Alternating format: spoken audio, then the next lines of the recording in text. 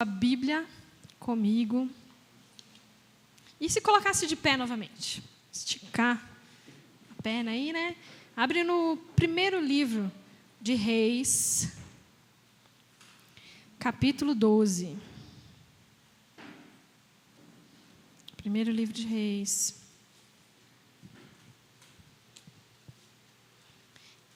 Tinha marcado aqui, meu papelzinho voou. Amém.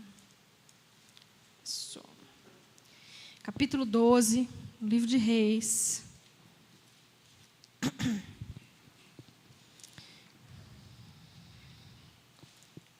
Amém? Todos acharam? A partir do 25. Como é um texto longo e como é uma história longa, eu vou, às vezes, dar umas saltadas de alguns versículos. E só para você saber, aqui comigo eu estou com a nova tradução da linguagem de hoje, que foi a Bíblia que eu escolhi para trazer nessa noite, tá? Para vocês. Amém. Glória a Deus. Diz assim, no 25.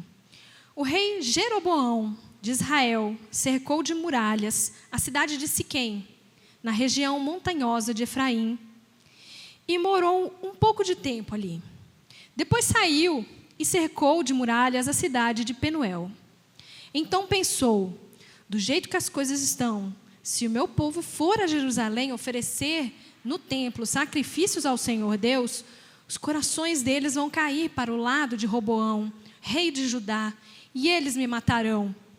Por isso ele fez 2 touros de ouro e disse ao seu povo, já chega de ir a Jerusalém para adorar a Deus. Povo de Israel, aqui estão os seus deuses, que tiraram vocês do Egito. Ele colocou um dos touros de ouro em Betel e o outro em Dan. E assim o povo pecou, indo adorar em Betel e em Dan. Jeroboão também construiu lugares de adoração no alto dos morros e escolheu para sacerdotes homens que não eram da tribo de Levi. Pule para o 33. No dia 15 do 8º mês, dia em que ele mesmo, o rei Jeroboão, havia escolhido, foi a Betel e ofereceu um sacrifício no altar, celebrando a festa que havia criado para o povo de Israel. 13:1.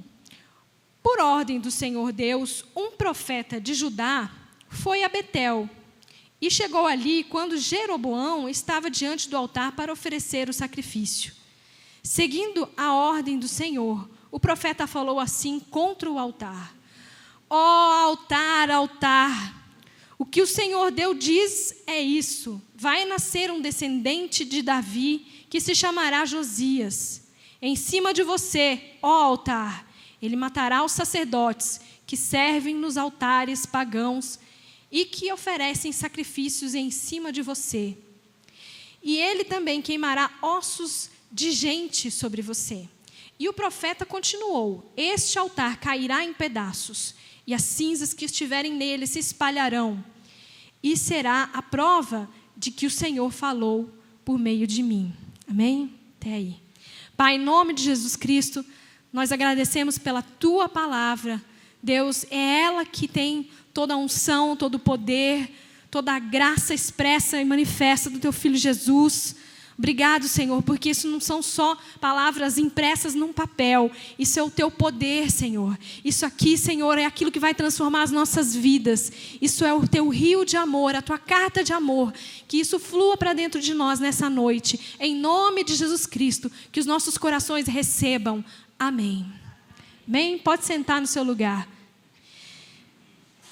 Amém. Depois você marca nas suas anotações e leia na sua casa o 12 inteiro, o 13 inteiro.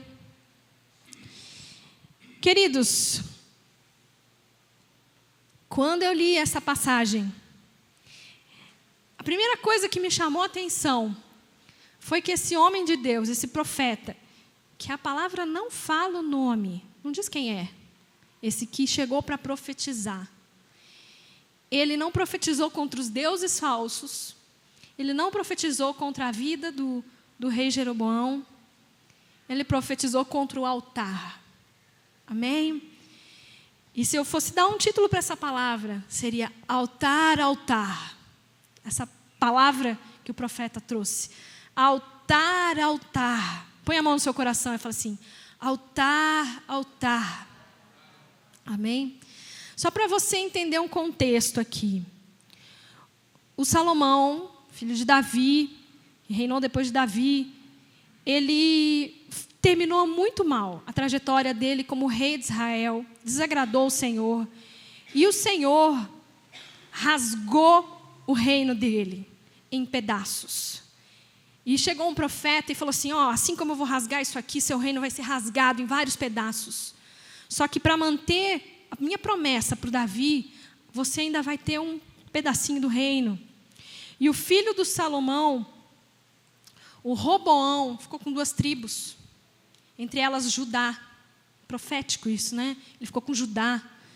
A descendência de Davi, ainda reinando sobre Judá, de onde viria Jesus. Mas, sobre as outras tribos, que não se agradaram do Roboão, reinou um outro rei, chamado Jeroboão. E isso foi algo que Deus permitiu, foi juízo sobre Salomão. Salomão nem estava vivo mais e ainda estava tendo juízo sobre a vida dele, casa dele, na face da terra. E esse Jeroboão se afastou do Senhor. Ele pensou assim, o Roboão tem Israel, ele tem Jerusalém, mas as pessoas que estão comigo, as tribos que estão comigo, têm que ir até lá adorar ao Senhor. Os rituais que o Senhor tinha deixado para eles eram todos feitos lá, né? Na terra onde o Jeroboão estava reinando. Então, quem tivesse, que o Roboão estava reinando, quem tivesse com o Jeroboão tinha que ir lá adorar ao Senhor, oferecer sacrifícios, ir no templo. E ele falou assim, se esse pessoal continuar indo lá, adorar ao Senhor, se os meus súditos forem lá, eles vão acabar se inclinando para o Roboão. Roboão vai acabar ganhando todo mundo de volta. E o que ele fez? A solução dele foi construir 2 bezerros de ouro. 2 bezerrinhos, boizinho, de ouro. Né? Parecido com o Deus de Israel, né? A cara do Deus de Israel, idêntico. Né? Nada a ver, né? A cara do Baal. E ele botou esses bezerros em 2 cidades estratégicas e falou, gente, não precisa mais ir lá adorar a Deus como a gente fazia, lá no templo, sacrificar. Venham, aqui está o Deus que te tirou do Egito. Aqui está o seu Deus. E ele inventou uma data e uma festa e fez uma festança para o pessoal começar essa adoração pagã e idólatra. Mas no dia em que ele foi até aquela cidade fazer o sacrifício idólatra, esse homem de Deus, que não tem mencionado quem ele é, que não tem nome, é um anônimo, o nome dele está arrolado no céu, mas não está aqui publicado. Ele não ficou famoso de nome e sobrenome, né, a casa dele, nada. Mas ele foi enviado do Senhor para fazer a obra de Deus. Anonimamente de nome, mas ele fez algo muito profético ali. Ele profetizou contra o altar. Irmãos, não foi contra os bezerros, nem contra o rei, foi contra o altar. Ele falou, vai nascer um descendente de Davi, que se chamará Josias. Cadê Josias? Josias, uma bênção, né? E muito tempo depois, muitos anos depois, veio um Josias, de fato, e nós vamos ler quem era esse Josias e como isso se cumpriu. Queridos, o que é um altar? Já parou para pensar sobre isso? Quero ser o teu altar. Você acabou de cantar, mas você já parou para pensar sobre isso? Você declarou com consciência? O que é isso? Então, há o Antigo Testamento e o que era o altar no Antigo Testamento e há o que é hoje o altar. O altar no Antigo Testamento, o primeiro altar foi construído por Noé. depois do dilúvio, para agradecer ao Senhor. E sacrificou, fez sacrifícios e adorou a Deus. Foi a primeira, talvez não seja nem o primeiro altar construído mesmo, mas a primeira vez que é mencionado o altar na palavra do Senhor. Então, pode ser um lugar de gratidão. É um lugar de expressar gratidão ao Senhor, onde eles sacrificavam seus bens materiais, que eram os animais na época. Em Êxodo fala que é um lugar santíssimo, o altar será santo, eles santificavam o altar. E o altar geralmente era um lugar mais alto, uma base mais alta, onde eles colocavam o sacrifício. Talvez seja daí que vem a palavra altar, é um lugar alto, mais alto, né? Ele podia ser, aparece na Bíblia de várias formas o altar, de vários materiais, terra, pedra, madeira, coberto de bronze, coberto de ouro. Tem vários tipos na Bíblia mesmo, né? E engraçado que o inimigo, ele é um grande imitador. Nós sabemos que nos cultos pagãos se levantam altares também para os deuses falsos. Então é um lugar de gratidão, é um lugar de santidade, de santificação. Só se chegava no altar o sacerdote que estava santo. O próprio altar era santificado. É um lugar de sacrifício de animais no Antigo Testamento. Era onde eles derramavam o sangue dos animais. E por isso, por ser sacrifício, é um lugar de entrega, onde você levava alguma coisa. É um lugar de perdão, porque você obtinha a remissão dos pecados. Obtinha o perdão dos seus pecados através desse tipo de ritual, nesse período. É um lugar de oração, aos altares de incenso, onde a fumaça do incenso subia e os sacerdotes entregavam orações ao Senhor. É um lugar de aliança, tanto com o nosso Deus, quanto um com o outro. A gente costuma falar que os nossos queridos que casaram foram ao altar. Eles fizeram uma aliança diante do Deus Todo-Poderoso. Amém? É um memorial, um altar, é um lugar onde a gente vai se lembrar de algo. É a memória do nosso Deus que a gente está celebrando naquele momento. E mesmo que não haja um sacrifício naquele momento, os sacerdotes tinham aqueles altares e eles ficavam lá como memoriais. Era algo histórico. Então, se menciona na Bíblia, onde o fulano construiu o altar, lá em Betel, lá não sei aonde. É quase um monumento, né?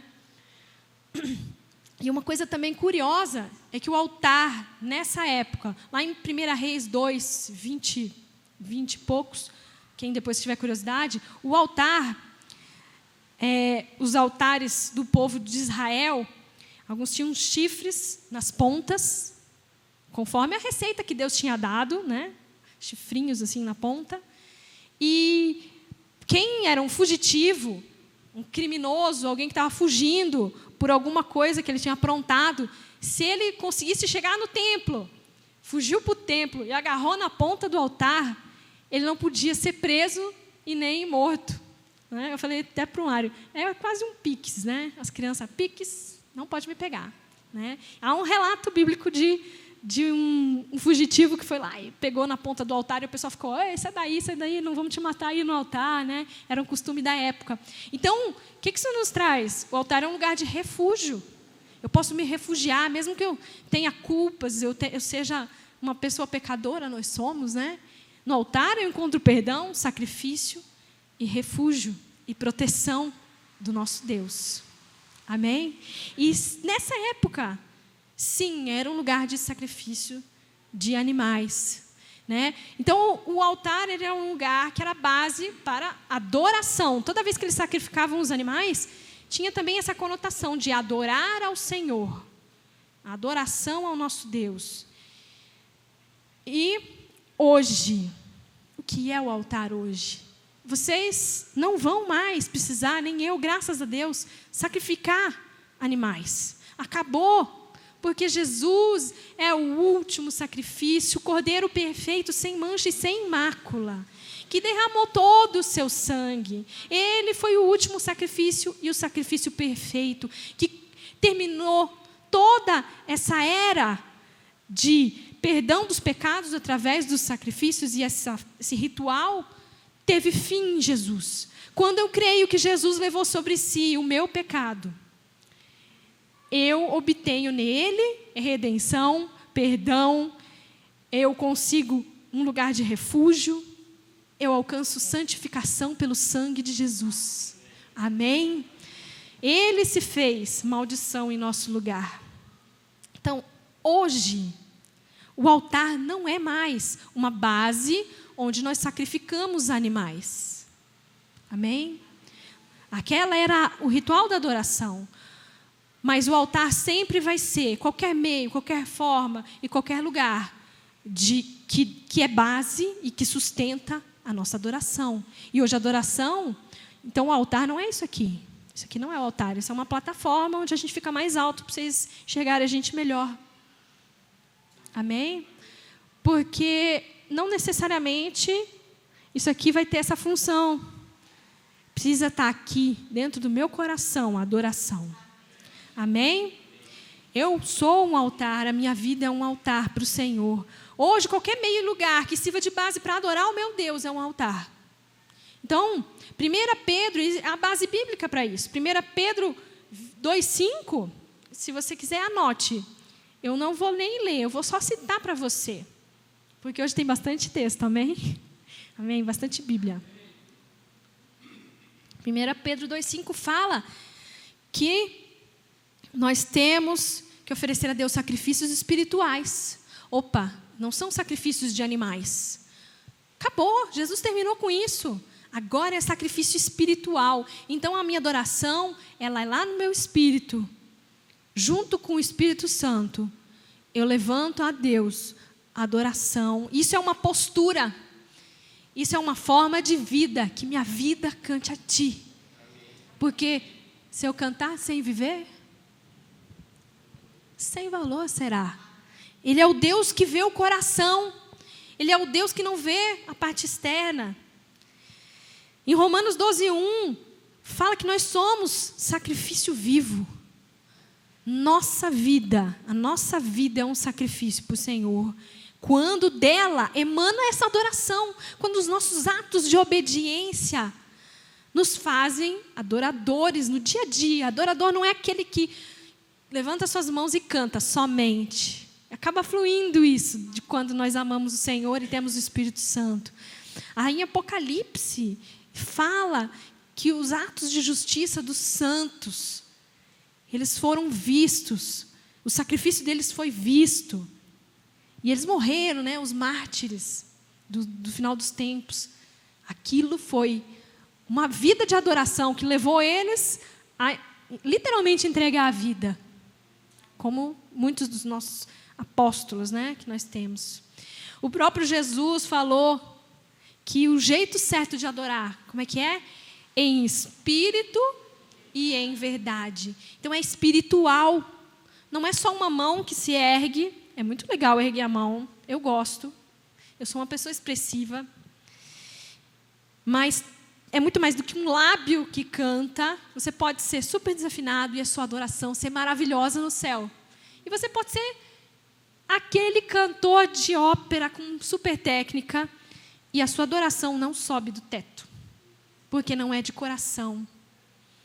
Amém? Então, há uma postura, há um jeito de viver que nos faz adoradores do Senhor.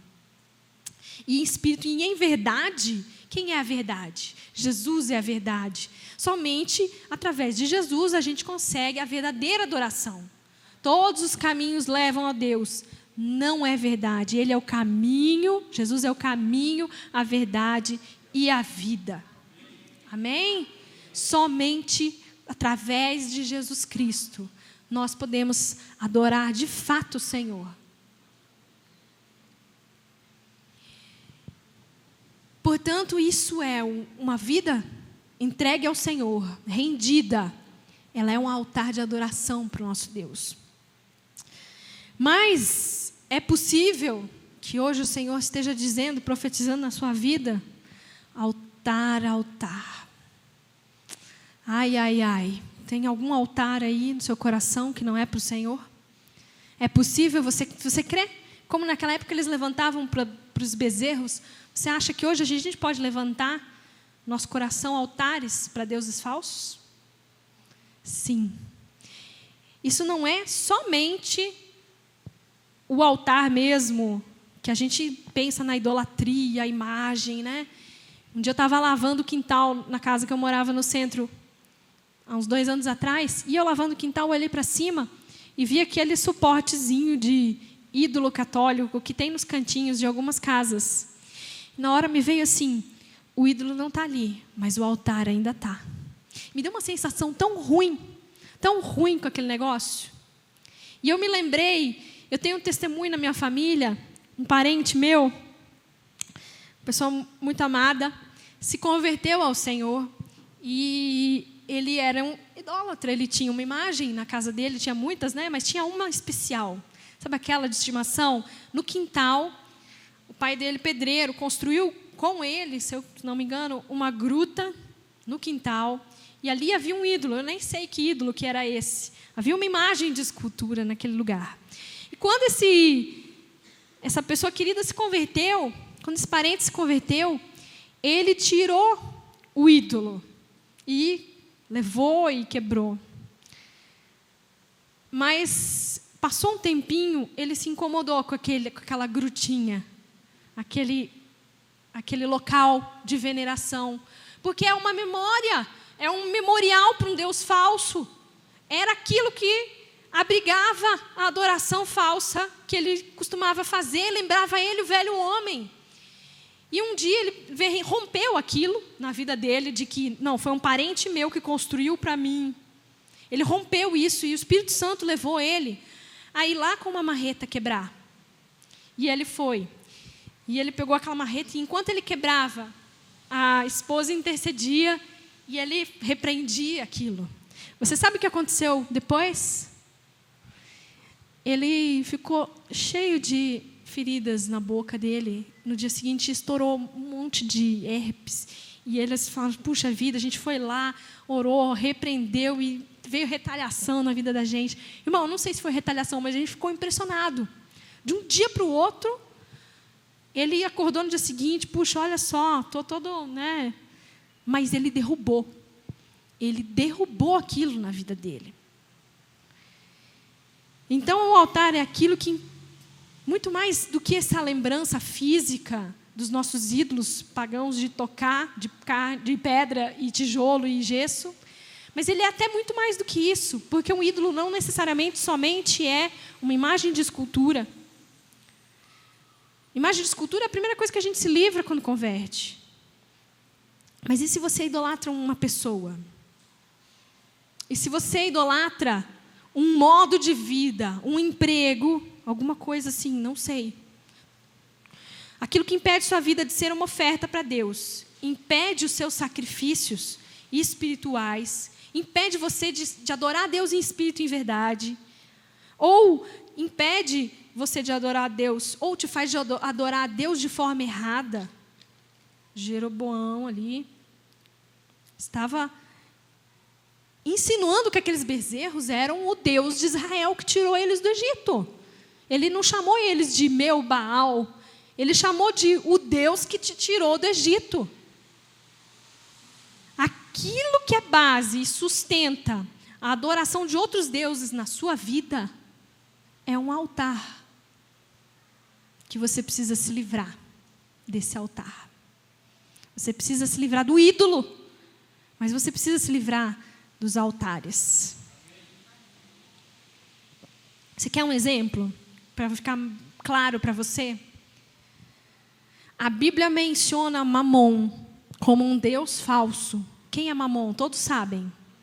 É o dinheiro. Quando alguém adora o dinheiro, na verdade ele não está adorando uma nota de dólar, uma nota de real, ele está adorando um demônio que se apoderou daquele objeto físico e recebe aquela adoração.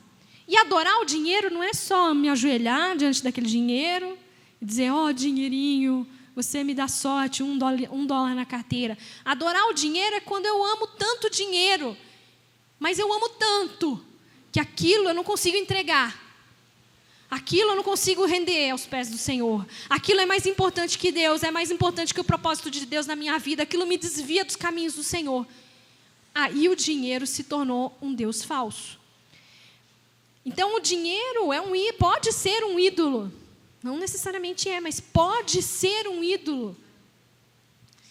Mas a Bíblia não fala que o dinheiro é a raiz de todos os males. Fala o quê? Que o amor ao dinheiro é a raiz de todos os males. Você tira o ídolo daquela pessoa, tira o dinheiro do idólatra a Mamon, do adorador de Mamon. Mas se você não quebrar esse altar do amor ao dinheiro, ele é um pobre, pé rapado, com o bolso furado, e que continua amando o dinheiro, mas não tem o dinheiro. Mas continua doidinho por dinheiro, capaz de qualquer coisa. A primeira oportunidade que ele tiver, ele vai roubar alguém, ele vai enganar alguém, ele vai trocar a esposa por uma pessoa mais rica, sei lá, né? A mulher por um homem mais rico. Não sei. Ele vai trocar o propósito de Deus por um emprego que paga mais. Então, arranque um ídolo de alguém e a faxina não está completa. Arranque o ídolo e o altar. E essa pessoa está livre, está liberta. Essa pessoa alcançou uma verdadeira adoração na vida dela. Derrubou um memorial, aquilo que era uma memória de uma coisa que devia estar no passado. E tem gente que, não, eu não vou deixar esse altarzinho ali na minha vida, porque se não der certo com Jesus, se Jesus não quebrar meu galho e resolver todos os meus problemas, não me der o carro do ano, não me der o melhor emprego do mundo, se eu não for milionário com Jesus, se eu não tiver o que eu quero, não suprir todos os meus quereres, né? Nem sei se essa palavra existe, mas porque Deus supre as nossas necessidades, mas o querer é outra coisa. A gente que é mãe e pai sabe. Arroz e feijão é necessidade. A Barbie não é. Amém? O Max Steel também não. Né? A gente quer agradar o filho. E Deus é assim também. Deus quer nos agradar. Mas Ele não prometeu, não. Não prometeu. Ele prometeu suprir a necessidade. Aí eu deixo aquele altarzinho ali, que vai que é plano B, né? Vai que Jesus não resolve a minha parada. Eu corro para o meu altarzinho pagão. Meu baúzinho, tiro ele do bolso, faço um outro ali e corro para lá. Quem são os ídolos e quem são os altares na sua vida? O ídolo é aquilo que ocupa o lugar de Deus ou que eu não consigo entregar e abrir mão. Eu citei o dinheiro, mas pode ser um hábito. Um hábito, a gente às vezes costuma chamar de vício, hábitos que a gente não consegue se livrar.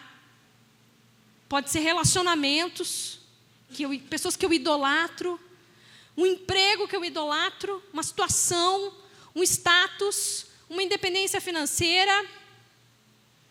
E o altar é uma base que pode ser emocional, pode ser física, pode ser intelectual, pode ser um rito, uma tradição, uma coisa, um sentimento errado, um pensamento, um sofisma que dá base para aquela idolatria.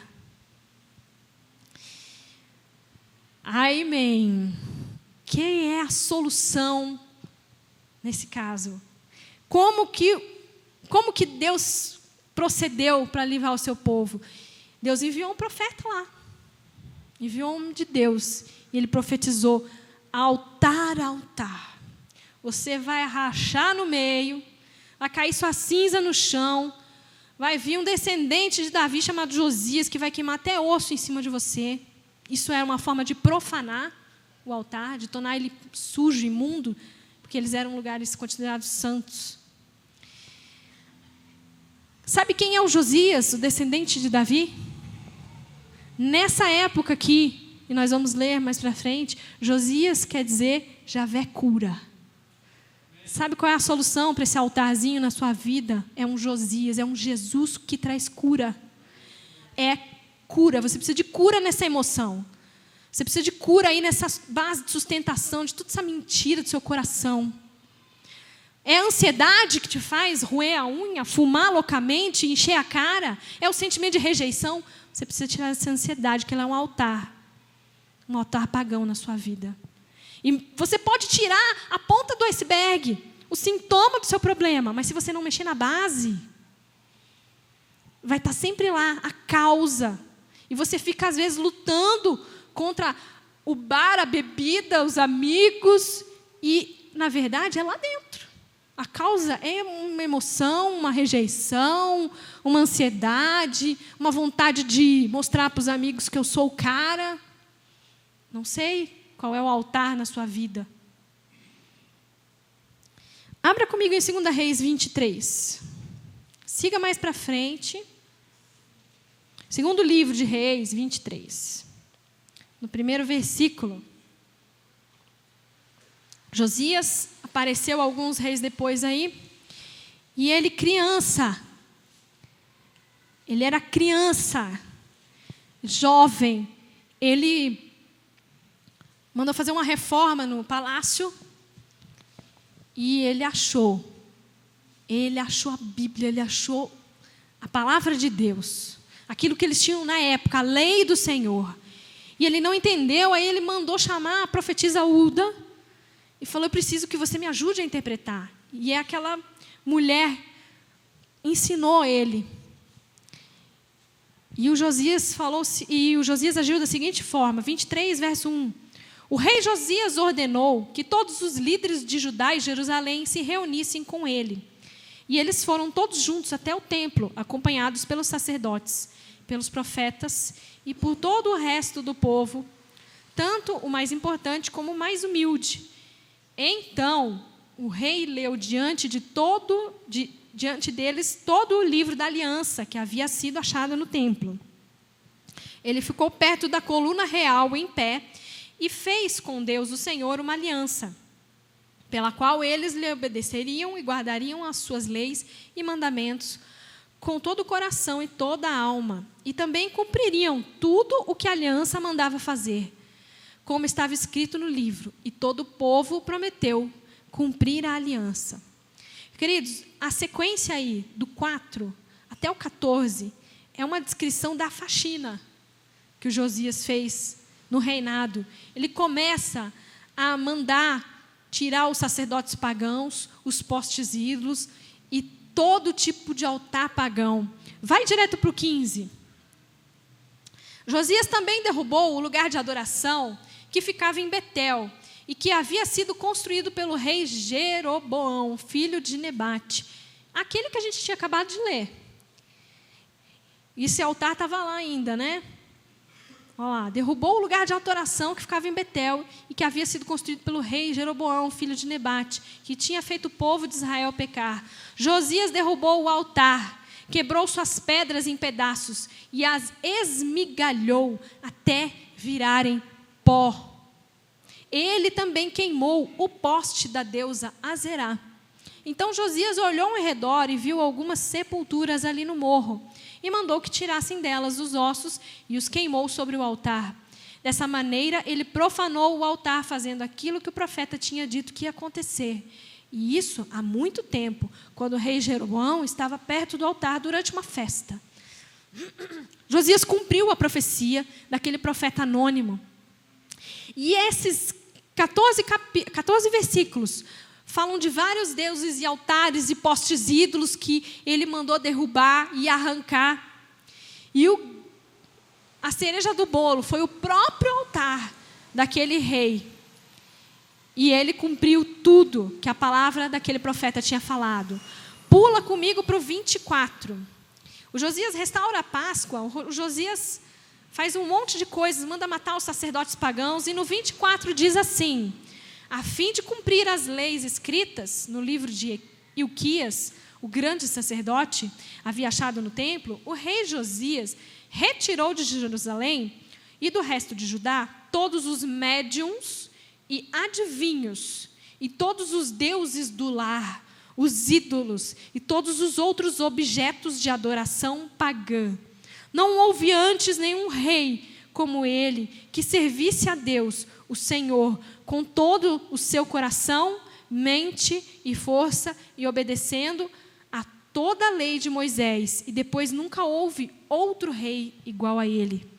Sabe o que a palavra de Deus está dizendo? Ninguém, nenhum rei se converteu como Josias se converteu. E foi fiel como ele foi. Ele começou e terminou bem. Alguns reis começaram embalados, muito crentes, né? Você acha que a sua vida cristã é aquela 100 metros rasos? Eu dou aquele gás, aquela explosão na minha vida cristã, em todas as vigílias, todos os cultos. E daqui a pouco, sabe, né? Eu começo a dar uma desanimada. A vigília é muito tarde, né?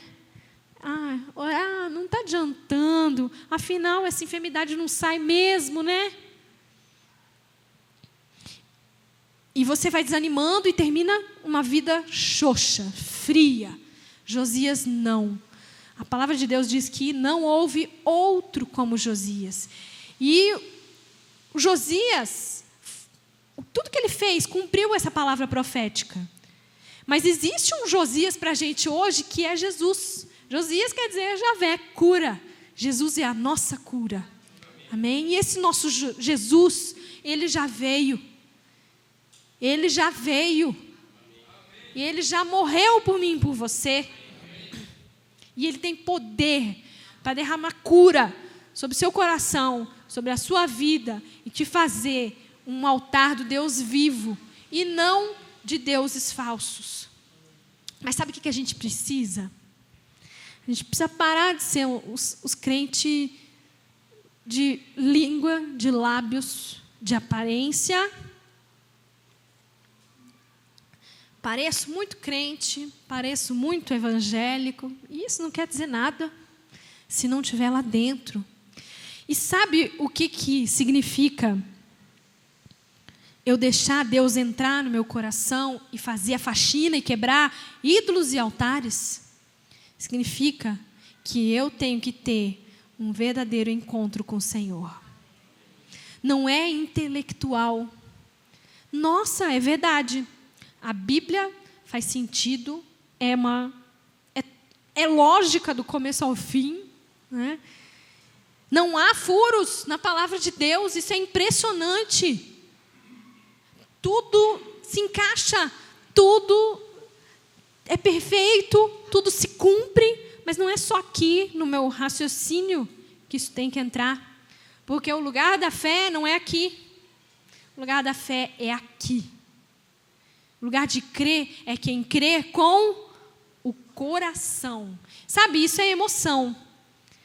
E para algumas pessoas é mais fácil você adorar de coração, e com emoção, e com força, e com intensidade. Às vezes você está precisando mesmo romper algumas coisas lá no seu coração, emocionais, que te fizeram uma pessoa tímida, que te fizeram uma pessoa que resiste a se entregar emocionalmente a Deus, a chorar na presença de Deus, a entregar por completo o seu coração. Às vezes você passou tanta privação que você tem medo de depender financeiramente de Deus. Você tem medo de entregar no altar do Senhor o seu emprego. Às vezes o seu emprego é um altar. Falo bem sinceramente com vocês, quando Deus falou comigo essa palavra, eu falei, Deus, tem algum altar na minha vida? Não é? E nessa crise aí, financeira, nessa crise econômica do nosso país, emprego é um altar? Toma, derruba, constrói o teu altar, porque eu não tenho que me agarrar no meu emprego, eu tenho que me agarrar no Senhor. Quem é o meu sustento? É o Senhor dos exércitos. Você está se protegendo em quê? Se abrigando em quê? Você está grudando sua esperança no seu orçamento, mas não se agarre nisso. Se agarre no Senhor. Se agarre no Deus Todo-Poderoso. Eu falei, Senhor, será que eu estou me agarrando nas coisas que eu já fiz na vida, né? Será que eu estou me agarrando na minha profissão, no ser professora, no meu currículo? Será que o Senhor não quer coisas diferentes para mim? Será que isso não é um altar na minha vida? Será que eu não estou lá grudadinha naquilo, dizendo, eu não vou soltar? E eu dependo disso. Será? Eu sou professora, Deus me fez. E aí? E se Deus quiser usar o vaso para outra coisa? Lembra, uma vez eu preguei sobre o vaso. E se Deus quiser usar o vaso para limpar um vaso? E se Deus quiser me usar para... Quem sou eu? Quem sou eu? E, irmãos, eu orei. Falei, meu Deus, amém, né? Misericórdia de mim, Senhor. Eu quero soltar, mas até para soltar esses altares, a gente precisa da ajuda do Senhor. Porque é Ele, é o Espírito Santo que nos convence. É o Espírito Santo que nos convence do pecado, do juízo que vem. O juízo vem, tudo que eu fizer, se não for para a glória do Senhor. O dia que eu chegar na frente de Deus e colocar aqui, Deus, está aqui, Deus, uma casa linda que eu construí para a tua glória, Senhor. E se Ele nunca me pediu para fazer essa casa, sabe o que vai acontecer? Puf! Vai vir uma bola de fogo, vai queimar aquilo, e eu vou olhar e... Era ouro? Ficou. Era palha, madeira? Queimou, já era. Não contou pontinhos para Deus. Não contou para a glória dEle, não foi para a glória dEle. Não foi, não foi. Podia até ser muito linda a casa, muito bonita, sabe?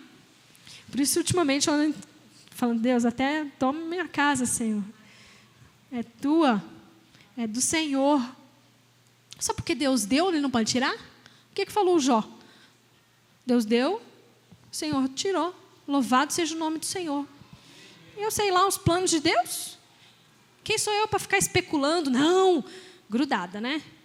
Deus me deu, eu não vou soltar, porque eu não vou voltar para trás, né? Deus falou que ia ser o ano da prosperidade. E Deus falou mesmo comigo que eu não ando da prosperidade. Mas isso não quer dizer que eu ia ficar milionária no fim do ano, muito rica, prosperei, apliquei R$100 lá numa aplicação, no final tem 1 milhão. Uau!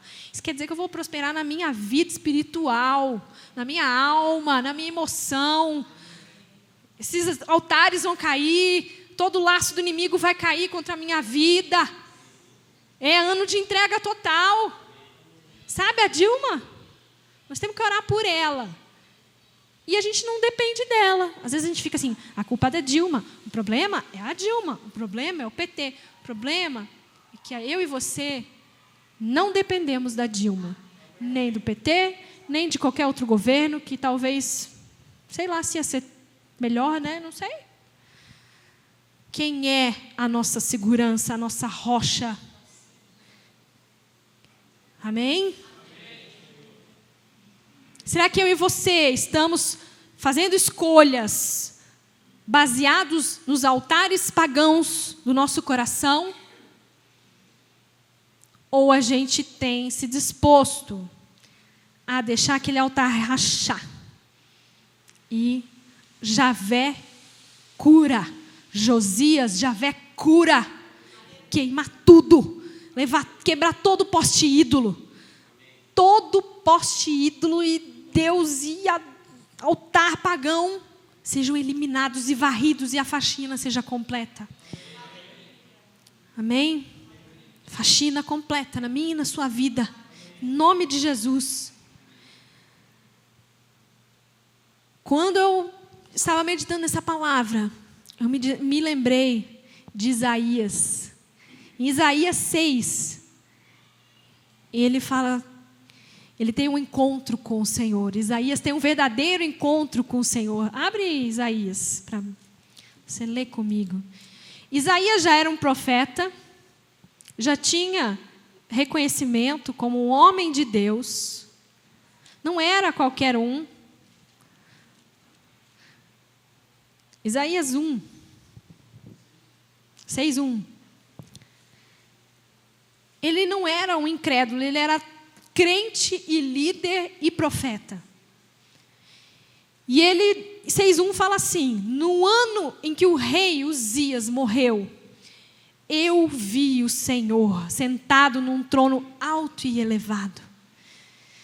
Ah, querido, às vezes a gente está aqui profetizando. A gente está na casa do Senhor. A gente acha que a gente é alguém, mas a gente ainda não teve esse encontro com o Senhor. E o Isaías continua assim: eu vi o Senhor sentado num trono alto e elevado. O seu manto se estendia pelo templo inteiro. Em volta dele estavam serafins. Cada um deles tinha 6 asas. Com 2 eles cobriam os rostos. Com 2 eles cobriam o corpo. E com as outras eles voavam. Eles diziam em voz alta, uns para os outros: Santo, Santo, Santo é o Senhor Todo-Poderoso. A sua presença gloriosa enche o mundo inteiro.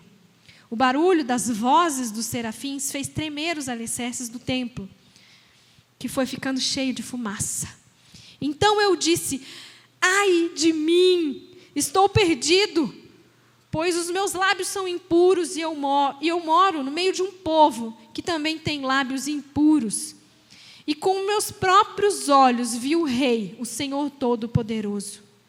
Aí um dos serafins voou para mim, segurando com uma tenaz uma brasa que havia tirado do altar. Ele tocou a minha boca com a brasa e disse: agora que esta brasa tocou os seus lábios e as suas culpas estão tiradas, e os seus pecados estão perdoados. E aí começa o chamado de Isaías. Mas o Isaías já não era profeta? Parecia que já tinha começado, né? Mas aqui, os serafins, né? E aí na presença de Deus, ele percebe que a glória e a santidade de Deus eram tantas, naquela visão espiritual foi tão maravilhosa, que ele olhou para si mesmo e teve noção da sua real condição. Às vezes a gente não tem noção dos altares que tem na nossa vida, da nossa real condição, da nossa podridão, da nossa oração que não sai não fura o teto, não vai. Mas ele se arrependeu, se humilhou. E em cima desse altar de humilhação, ele fez uma verdadeira adoração ao Senhor, Deus de Israel. E o serafim foi lá, pegou uma brasa e queimou a boca dele.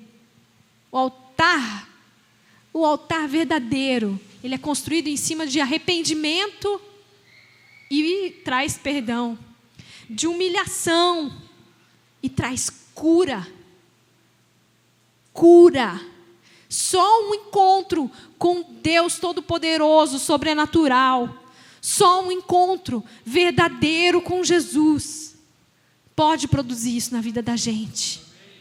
Se você nunca teve um encontro com o Senhor, você ama Jesus, você quer Jesus, mas você não consegue romper algumas coisas na sua vida. Você não consegue parar de patinar em algumas áreas da sua vida. Você precisa desse toque. Você precisa dessa brasa queimando tudo aquilo que é podre, tudo aquilo que é imundo, tudo aquilo que tem que ser derrubado, E ponto final. Você e eu, nós precisamos ter um encontro com o Senhor e fazer essa faxina. Amém? Como a gente tem um encontro com o Senhor? Como que eu posso encontrar o meu Deus? Como que eu posso me encontrar essa cura? Como que eu posso me jogar nesse sobrenatural? Como que eu posso sair desse terreno palpável, aquilo que eu toco, e tocar o sobrenatural? Você tem que ter uma vida no sobrenatural. Você tem que agir no sobrenatural. Tem que adorar em espírito e em verdade. E você tem que fazer da sua vida uma vida de oração, de humilhação, arrependimento e oração. E busca pelo Senhor. Busca. E tem coisas que facilitam a gente buscar a Deus. São estruturas terrenas e humanas que Deus se agrada. Por exemplo, a gente está aqui num prédio que não é a igreja. Nós somos a igreja. Mas Deus fica muito feliz da gente estar aqui. Isso facilita a vida, a gente se anima, a gente está junto. Não é? Jesus se agrada da gente estar convivendo em comunhão. Se nós andarmos na luz como Ele na luz está, temos comunhão uns com os outros. Amém? É o que diz a palavra. E tem outra coisa que vai chegar daqui a alguns dias. Nem todas as igrejas fazem retiro, fazem encontro com Deus. Né? Não está na Bíblia, faça um encontro de 2 dias, começará assim, você vai na EMEI, parará, parará. Não tem isso aqui. Né? Mas é uma coisa maravilhosa, inspirada pelo Espírito Santo, que a gente fica mergulhado na presença do Senhor, 2 dias juntos, ouvindo a palavra. Vai dizer que você ia fazer isso sozinho na sua casa? Você ia fazer sozinho isso na sua casa? Ficar 2 dias ouvindo palavra direto, só parando para comer, tomar banho, dormir, orando? Não, sem falar que você vai estar no meio dos irmãos, aonde a gente intercede, a gente ora uns pelos outros para que haja cura, libertação e para sermos cheios do Espírito Santo. Quem trabalha no encontro ama, porque a gente é tão cheio do Espírito Santo no encontro, como quem vai no encontro. É muito bom. É muito bom. Quem nunca foi no encontro, levanta a mão. No encontro com Deus, estou falando, né, um encontro, retiro espiritual. Quem nunca foi? Você não vai para o inferno se você não for no encontro. Não é isso. Mas você vai ser tão abençoado. Você vai ser tão ministrado. Você vai ter essa oportunidade de, como Isaías, ver a glória de Deus. Ver Deus fazendo faxina na sua vida. Se render. Colocar esses altares na presença de Deus. E sabe, você pode fazer isso agora também. Você pode agora ter essa atitude de rendição. Nós não vamos esperar o encontro. Isso não vai fazer você deixar de ir no encontro. Se inscreva para o encontro com os irmãos aí. Mas você pode agora ter uma atitude de rendição. E mesmo você que já foi no encontro com Deus, mesmo você que já é cheio, já ora em línguas, você é como Isaías, já profetiza. Você já é um profeta do Senhor, manifesta os dons, já trabalha aqui com a gente, ou, né, conhece Jesus. Mesmo assim, você precisa de mais de Deus. Você precisa do sobrenatural. Você precisa muito do Senhor. Amém? Porque é só Ele que vai nos livrar dos ídolos e dos altares e das coisas que a gente quer se grudar, mas que Ele quer arrancar da nossa vida. A gente precisa de Deus.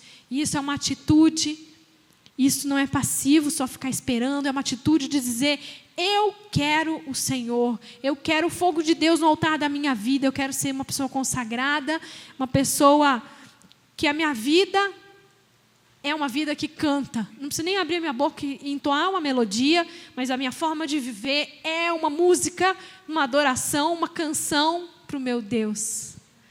Amém? Tem uma música aí, Tiago, está aí no ponto? Eu peguei, tem a letra, pedi para o Mário baixar. Eu quero que você ouça, seja ministrado e aproveita, coloca diante de Deus. Há algum altar para você entregar? Deixa o Espírito Santo te falar. Às vezes você chegou aqui e você estava assim, muito certo de que não tinha nada para entregar. Como eu, alguns dias atrás. Mas talvez